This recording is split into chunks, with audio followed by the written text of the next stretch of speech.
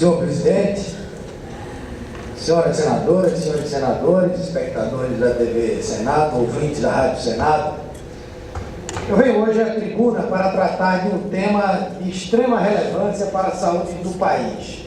Aliás, no dia de hoje, vários dos nossos colegas se manifestaram sobre essa temática. Eu refiro-me às dificuldades encontradas pelo sistema de saúde brasileiro em relação aos profissionais de saúde, em especial os médicos. As entidades médicas afirmam que não há falta de profissionais no Brasil, que há apenas irregularidade na distribuição.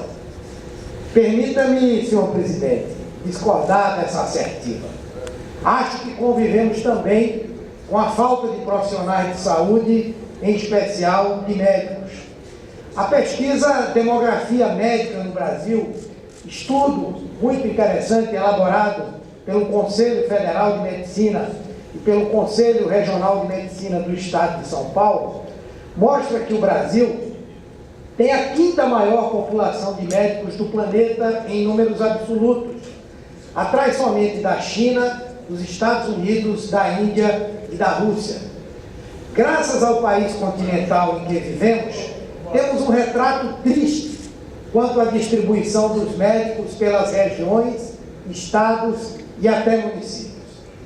De acordo com a pesquisa, 20 capitais brasileiras têm mais de 1,95 médicos por habitante, número que corresponde à média brasileira.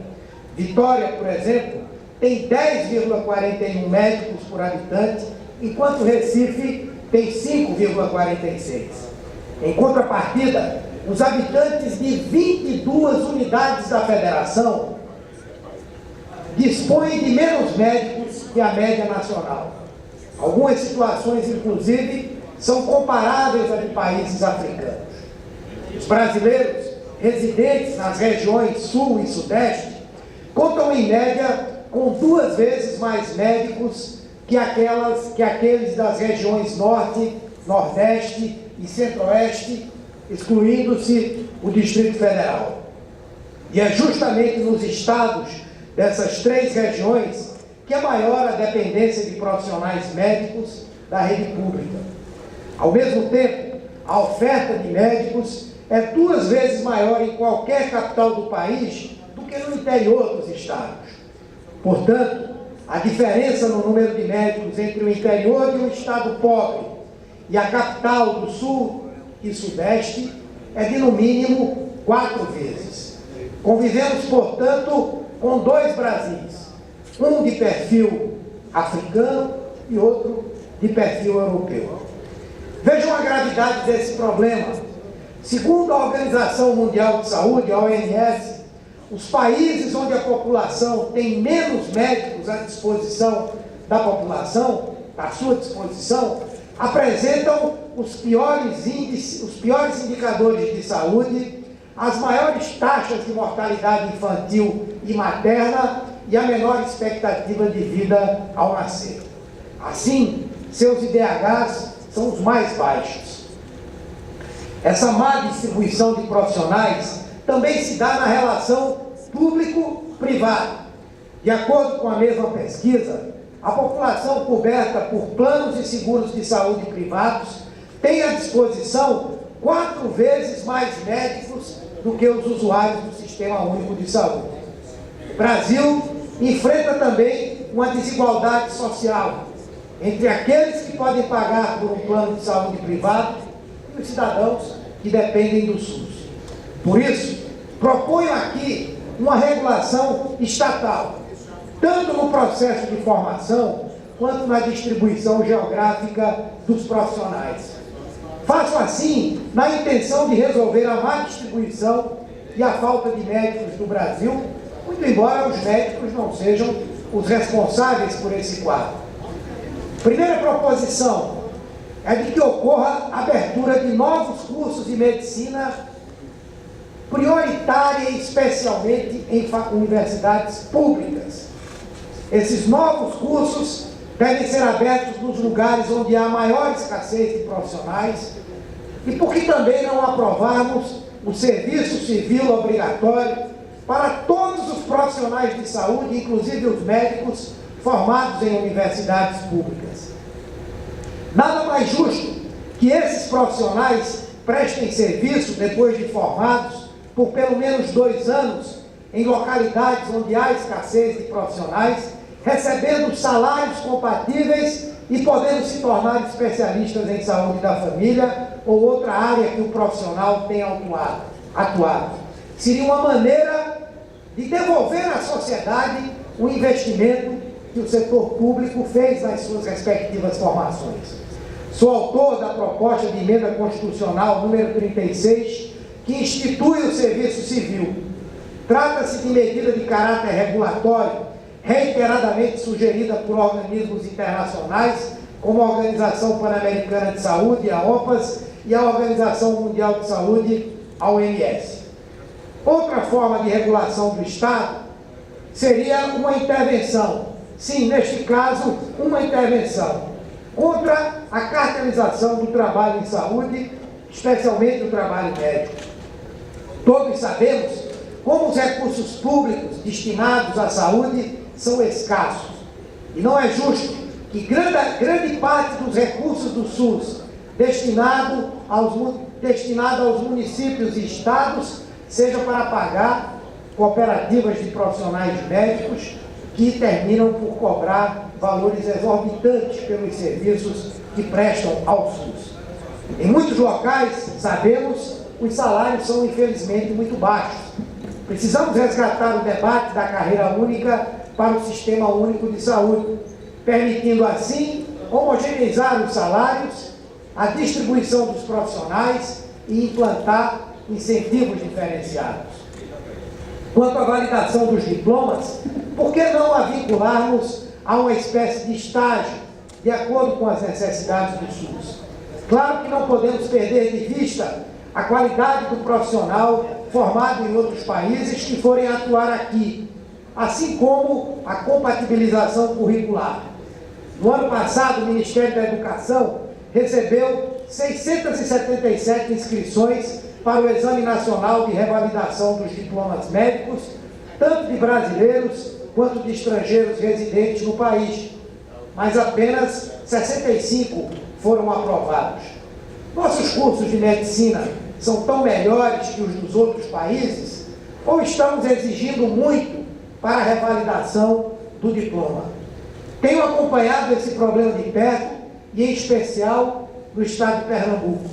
Estive com a presidenta Dilma no ano passado, quando ela ministrou a aula inaugural para 40 alunos da primeira turma do curso de medicina da Universidade de Pernambuco, Universidade Pública, no município de Garanhuns, a 230 quilômetros do Recife. Desses 40 novos estudantes de medicina, 30 são do interior do estado. No mês passado, em conversa com o ministro Aloysio Mercadante da Educação, falamos também sobre a situação da Faculdade de Medicina de Garanhuns, FAMEG, que está fechada e com os vestibulares suspensos, porque não havia migrado do sistema estadual para o Federal de Ensino Superior. A expectativa é de que em breve possamos ter avaliação do Conselho Nacional de Saúde quanto à possibilidade de funcionamento dessa faculdade, abrindo novas vagas para a formação de profissionais. Creio, caros colegas, que o Senado Federal tem muito a contribuir com essa questão. Quero oportunamente destacar a importância da comissão especial que deverá tratar de novas fontes de recursos para o financiamento da saúde pública, cujo requerimento de criação foi aprovado por esta Casa no último dia 28 de março.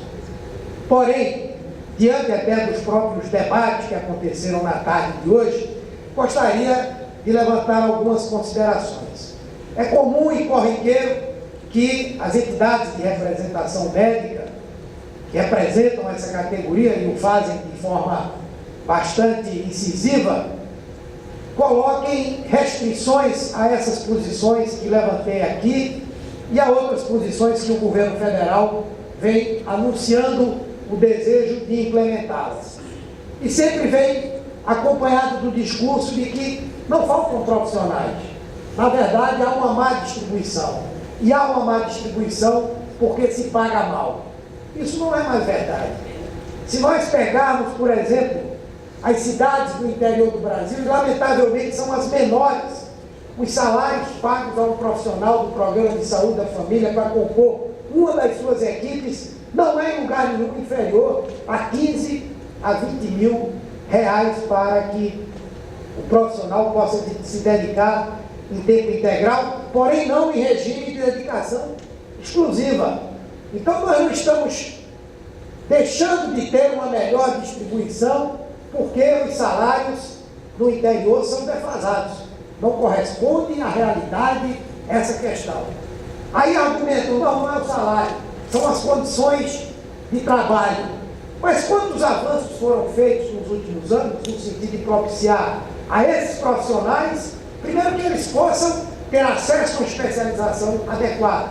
Agora mesmo o Ministério da Saúde implantou uma política de incentivo à localização em locais, em regiões de difícil acesso, garantindo ao profissional que viesse a trabalhar nessas áreas uma pontuação diferenciada e importante para a obtenção de vagas para a especialização no regime de residência médica.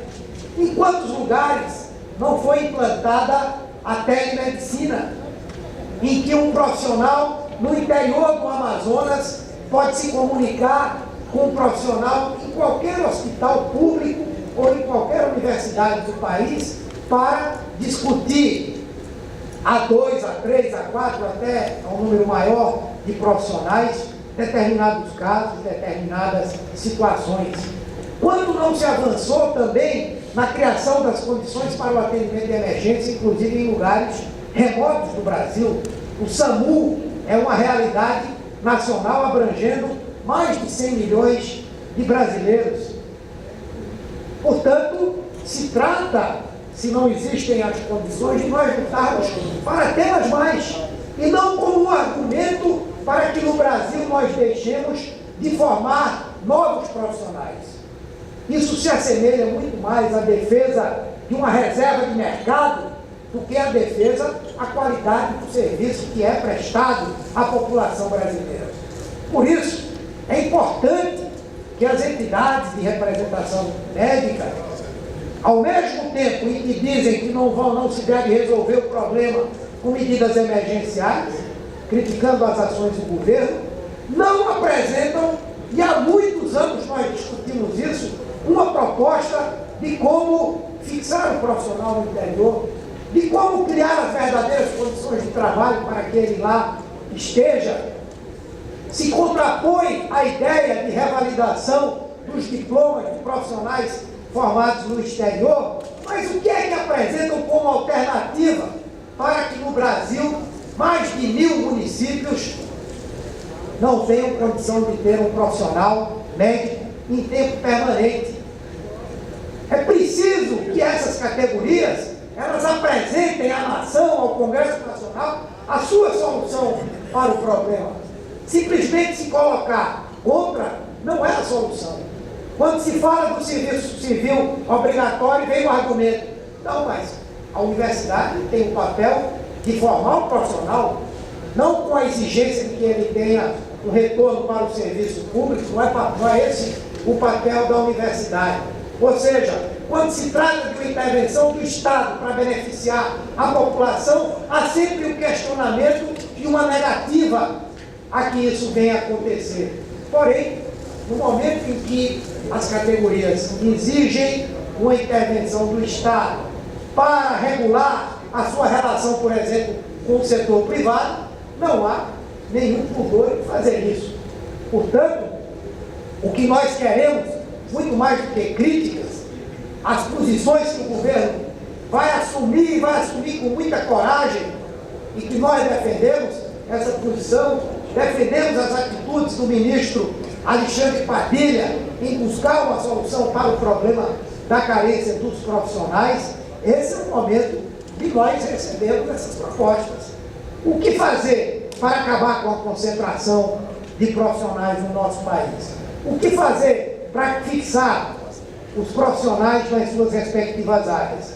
E não adianta falar de soluções que não estão calcadas na realidade. Por exemplo, Carreira única no Sistema Único de Saúde, nós somos absolutamente favoráveis, mas elas não podem ocorrer da forma como ocorre no Poder Judiciário e no Ministério Público. Ora, o Poder Judiciário existe na esfera federal e estadual, não existe na esfera municipal.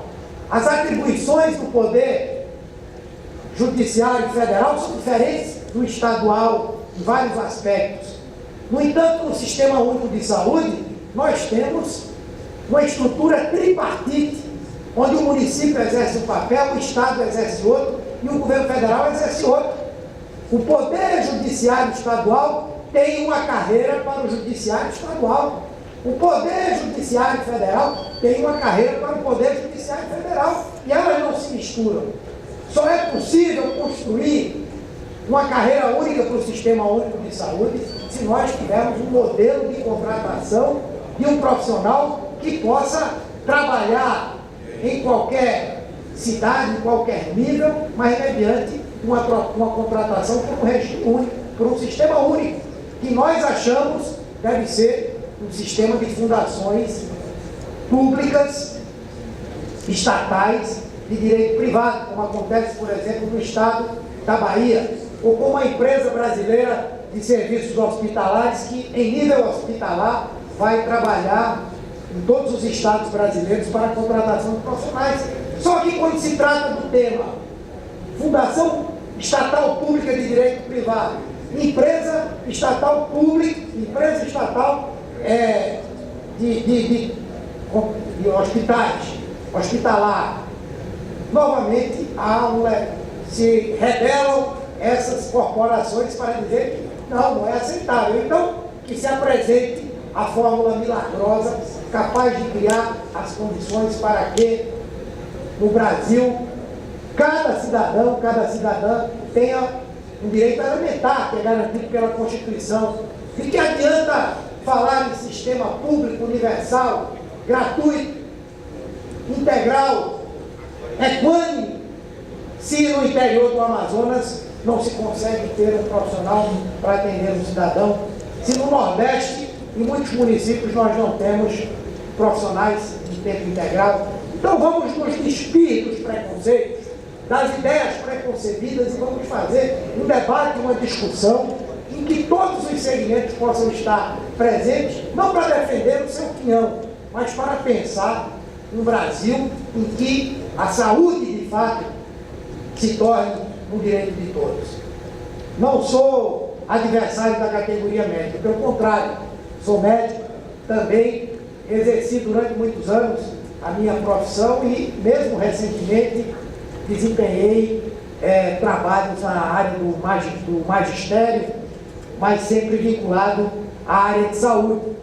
Mas entendo que nós, como médicos, devemos tratar desse debate de uma forma ampla, como acho que ele deve ser feito, e nos incorporarmos para apresentar soluções para o Brasil, soluções para o país, soluções principalmente para os mais pobres, aqueles que só têm no Sistema Único de Saúde a única alternativa de acesso aos serviços para a promoção, para a recuperação, para a prevenção da sua saúde. Portanto, senhor presidente, agradeço a tolerância de Vossa Excelência, faço aqui esse desafio, tenho aqui à minha frente um nobre e eficiente presidente da Comissão de Assuntos Sociais aqui do Senado, que já fez aprovar na nossa comissão um grande debate sobre esse tema, e parece que é no dia 25, se não estou enganado, e lá eu acho que será um momento de todos esses segmentos se encontrarem para nós pensarmos uma solução para esse problema. Sob pena de nós ficarmos o tempo inteiro fingindo que no Brasil nós temos um sistema que atende a toda a população brasileira. Muito obrigado, senhor presidente. Cumprimento do Humberto Costa.